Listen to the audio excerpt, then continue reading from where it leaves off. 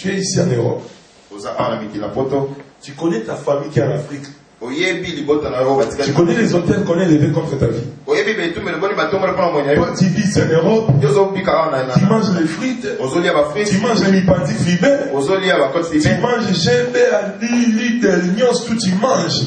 Mais tu vis comme un aveugle alors qu'il y a des hôtels élevés contre ta vie.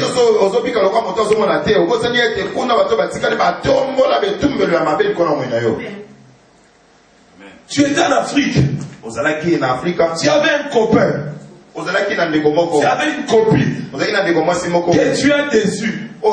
Parce que tu as vu Anne-Marie ici qui a le papier belge. Parce que tu as vu François ici qui a le papier belge. Tu as oublié que tu avais laissé des engagements là-bas. Tu t'es marié ici. Tu as reçu la carte de 5 ans. Mais cette fille qui est restée dessus là-bas. Tu connais les hôtels qu'elle élève contre ta vie. La Bible déclare la malédiction sans cause et sans. Toi aussi l'argent comme qui m'a à la vie. Mbongo et comme Kokima qui moka à la vie. Alléluia. Amen. Mais aujourd'hui je suis venu dire à quelqu'un. Aujourd'hui, je suis venu dire à une femme. Aujourd'hui, je suis venu dire à un homme qui croit à la parole que je suis en train de prêcher, qui croit à la puissance de la parole que je suis en train d'annoncer. Je suis venu déclarer cette nuit en qualité de loin de l'Éternel que les ténèbres ne régneront pas toujours dans ta vie. S'il y avait les ténèbres, aujourd'hui je te parle au nom de Jésus. Que Dieu va faire cesser les ténèbres.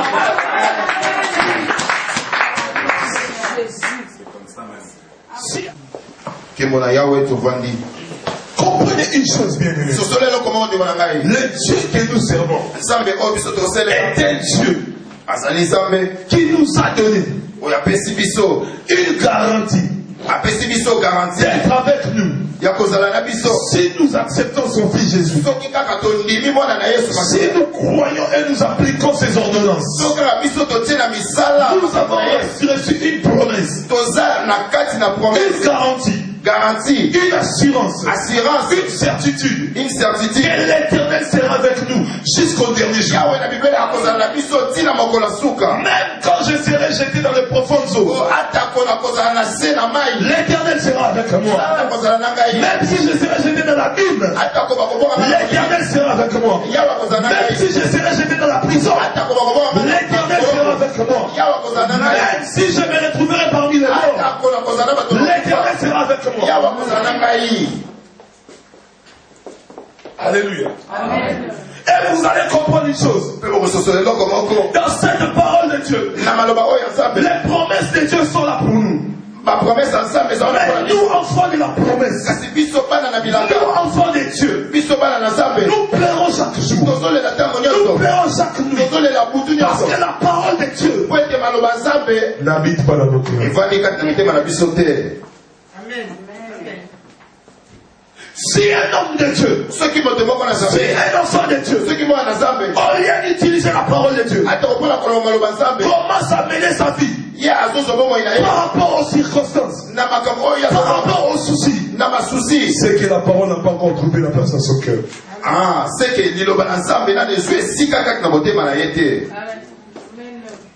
comprenez une chose. La vie que nous vivons, Dieu n'est pas content de ses âmes. Je ne parle pas du péché. Je ne parle pas de l'égarement. Mais je parle de l'épanouissement. Que ce soit homme de Dieu, que ce soit enfant de Dieu, les niveaux de vie que nous menons, Dieu n'est pas content de cette vie.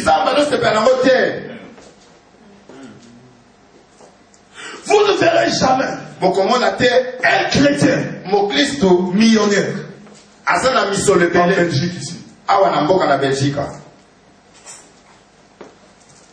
Vous allez voir toujours des gens qui achètent des clubs comme des standards de Liège. Ce sont toujours des païens. Vous allez voir tous ceux qui sont élevés en dignité ici. Je parle de la Belgique parce que je m'adresse aux gens qui habitent la Belgique. Ce sont des païens. C'est comme dirait la Bible. J'ai vu des esclaves sur des chevaux. Mais des héritiers en train de ramasser. Vous allez voir des entreprises qui sont élevées. Ce sont toujours des païens. Si un chrétien fait une entreprise, c'est une exotique. Ou un petit magasin pour vendre des théâtres. Ou une asbel avec une camionnette pour distribuer les journaux. Nous sommes limités, nous vivons avec des limites.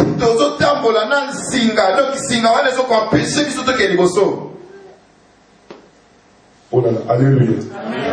C'est que quelque part, il y a le règne du ténèbre dans notre vie. C'est que quelque part, le ténèbre a pris les devants dans notre vie. Vous allez voir une fille païenne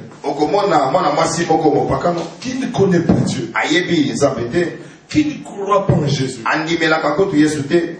mais épanouie dans tous les domaines. Mais vous allez voir une sœur en Christ qui parle en langue, qui libère l'onction.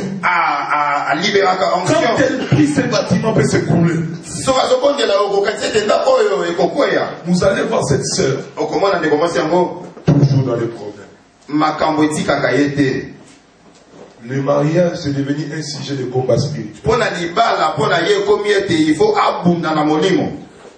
L'épanouissement n'y est plus dans la vie des chrétiens.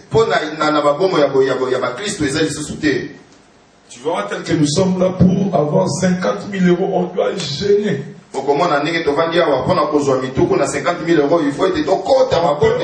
l'église pendant une année pour récolter 50 000 euros. Vous savez pourquoi? Parce que nous sommes préparés. Oh, parce que nous sommes préparés. C'est que quelque part, il y a le règne du ténèbre. Il faut des fois dans la vie revenir sur terre. Je suis un enfant de Dieu. Je suis un serviteur de Dieu.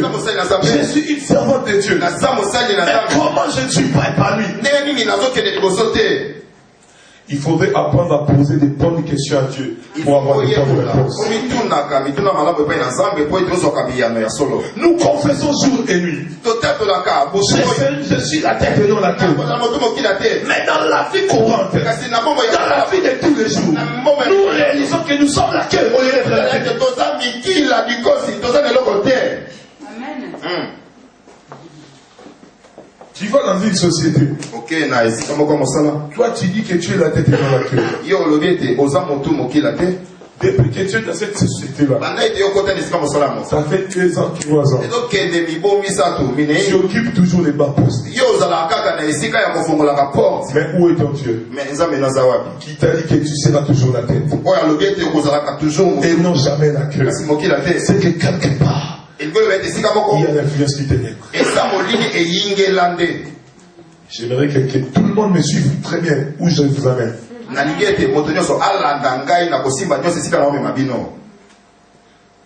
Je suis chrétien. J'ai eu des rêves dans ma vie. J'ai eu des projets dans ma vie. Et je réalise que je suis en train de mourir. Et j'ai dit, rendez grâce à Dieu en toutes circonstances. Écoutez-moi,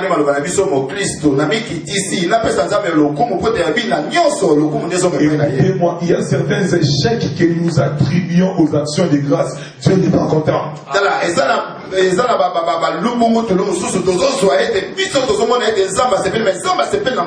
Aujourd'hui, dans ma prière, pendant que mon esprit priait la nuit, je disais au Seigneur, je t'ai rendu plus grâce pour les choses que tu n'as pas fait dans ma vie. J'aimerais maintenant devenir un homme concret. En quoi mon action de grâce va-t-il toucher la vie d'une personne? Amen. Amen. Alléluia. Amen. Non, Dieu lui-même sait. Tout ce que Dieu sait, il a mis ça dans la Bible. Tout ce que Dieu sait, il a mis ça dans sa parole. Mais le problème, nous devons entrer dans l'esprit de la parole.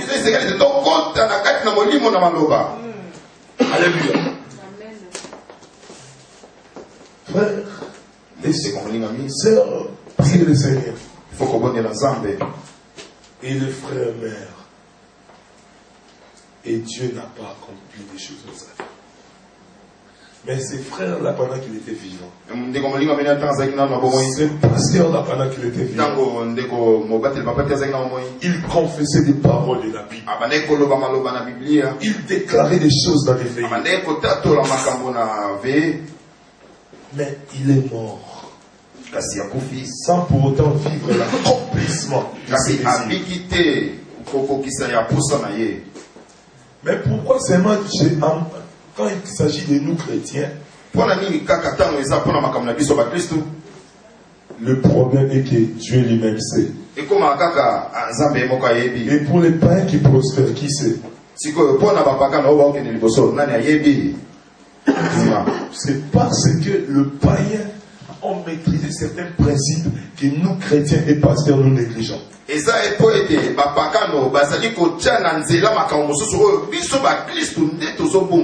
j'ai parlé avec une maman Adrien au Congo, elle m'a appelé, on parlait au téléphone.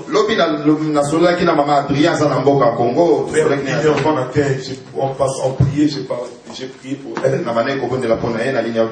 On a parlé pendant, je crois, 30 minutes. Elle m'a appelé, je lui ai dit une chose. Vous devez comprendre une chose. Si c'est un païen ou un homme normal qui va aller consulter un magicien, même si le féticheur lui dit à 4 heures du matin tu dois rester ni derrière ta maison,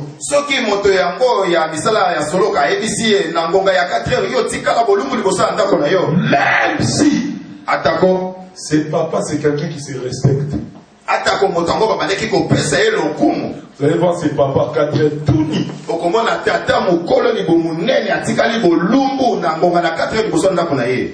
Alléluia. Amen. Vous allez voir qu'il y a des personnes qui sont allées chez les féticheurs. Le féticheur lui a dit que tel que tu es là, tu ne peux pas coucher avec une femme.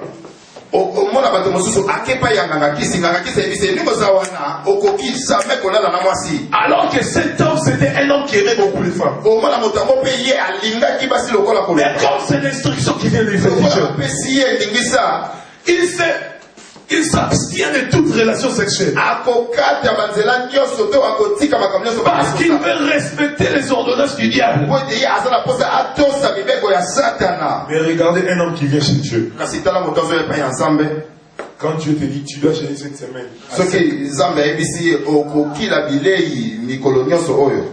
Non. Je suis sous cure. Non, je vais faire ça la semaine d'après. Non, je vais faire ceci, cela. Combien de fois Dieu nous a dit de nous abstenir des relations sexuelles avant le mariage? Combien de fois nous avons obéi à ça? Nzambe apekisa biso mbalebele nani atosa yango ete ayambo ete yo okutana na mwasi obala ina ino. Combien de fois Dieu nous a défendu de nous enivrer? Combien de fois nous avons ensemble ça? Apekisa biso mbala ebele komela masanga nani oyo se atosa yango. Voilà pourquoi j'ai toujours dit aux gens, ne nous comparons pas aux païens. C'est-à-dire les païens, ils savent respecter les principes du diable. Yango na ebisaka bandeko tomi kokisana na mapakalo te po ete bango batosaka mibeko ya kaka kadia mpemba. Alléluia. Amen. Et voilà pourquoi. Et Talatina été. Et prospèrent dans ce qu'ils font. Quelqu'un qui va aller chercher la gloire chez le diable. Tu dois donner ton fils. Même s'il aime son fils. Mais tellement qu'il veut respecter Satan. Il va sacrifier son fils. Alléluia. Combien de fois Dieu nous a seulement demandé d'être fidèles dans nos vies. Nous sommes fidèles à cadence. Combien de fois Dieu t'a demandé seulement ton cœur, ta vie. Mais tu n'arrives pas à donner ta vie totalement Seigneur.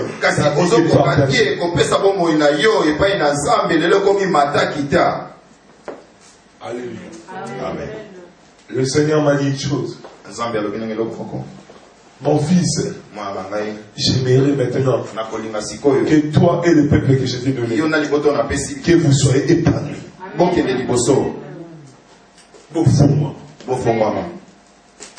Il est un Dieu qui est derrière l'épanouissement. Une vie qui n'est pas épanouie ne peut pas donner gloire au Seigneur. Quand tu seras épanoui, quand je serai épanoui, la personne qui est à côté de moi, nous n'allons pas même ouvrir la Bible pour lui prêcher. C'est l'épanouissement qui va lui prêcher.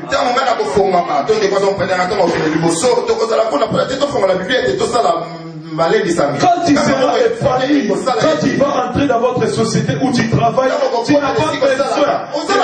Et même vont dire, où tu pries, je veux aussi être épanoui comme toi.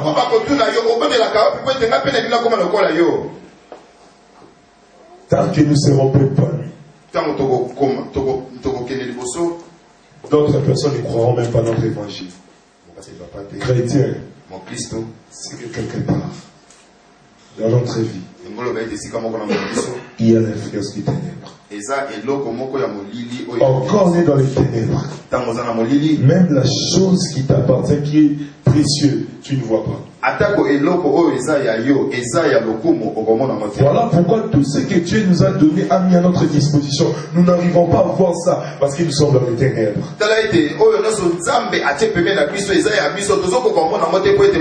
Il y a l'influence du ténèbre dans nos vies. Même Dieu qui a mis la richesse devant toi. Tu passes, tu joues avec la richesse, tu ne vois pas parce que tu es sous l'influence du ténèbre. Tu pries, Dieu, donne-moi le travail. Dieu t'a déjà donné le travail, mais tellement il y a l'influence du ténèbre, tu ne vois pas le travail.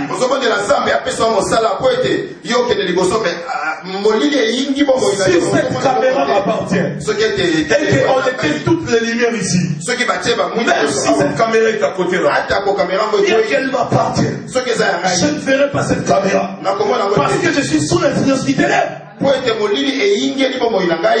Mais qu'est-ce que Dieu t'a déjà donné? Mais pourquoi tu ne vis pas ça?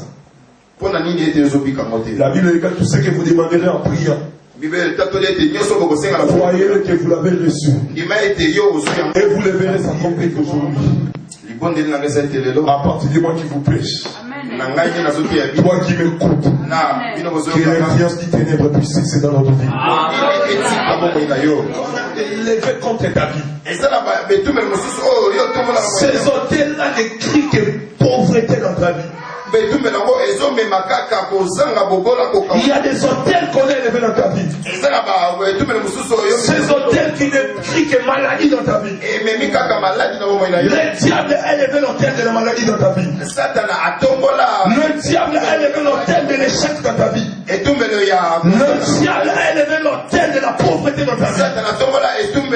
Le diable a élevé l'hôtel de l'instabilité dans ta vie. Mais comment veux-tu réussir alors qu'il y a des hôtels du mal qui est élevé contre ta vie? Christ puisse éclairer tout notre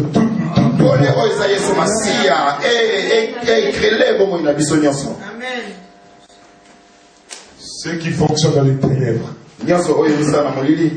voient ce qui se fait dans les ténèbres.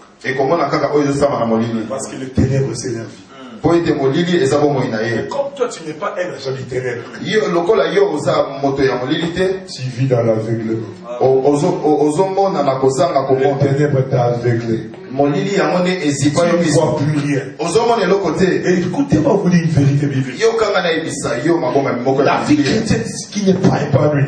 Bongo ya mokristo oyo ekendaka liboso te. Ça risque de devenir une vie chrétienne hypocrite. Et risque ekoma bongo ya mokristo ya hypocrite. C'est-à-dire que tu ne crois plus à ces dieux de miracles. Mais je dois quand même prier. Parce que je ne vois pas qu'elle fait. Ce n'est plus une vie chrétienne aisée. Ce n'est plus une vie chrétienne hypocrite. Je fais des choses que je ne crois pas. Oh, la Bible est dans tout ce qui n'est plus l'esprit d'une conviction. Elle crie chaque jour. Elle élève des autels contre toi. Si on reçu tes papiers ici, il n'y a pas d'épanouissement.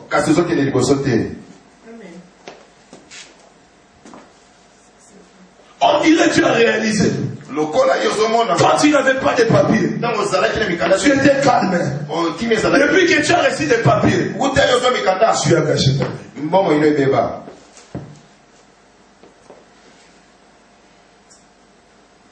Tu as volé l'argent de tes parents pour venir en Europe. Soit on a vendu la parcelle de la maison. Tu as rassuré ta famille. Dès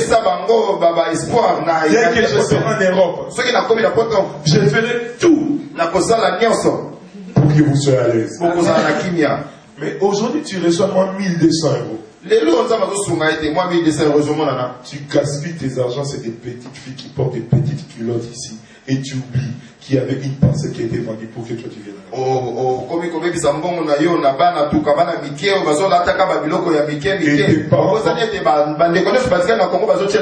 Tes parents commencent à avoir de la déception. Ils ont élevé la loterie. Nous verrons s'il va réussir. Frère, ne dis pas parce que tu pries à l'église, c'est ça, c'est fait. Ça va de nous faire de ta vie. Parce qu'il y a une porte.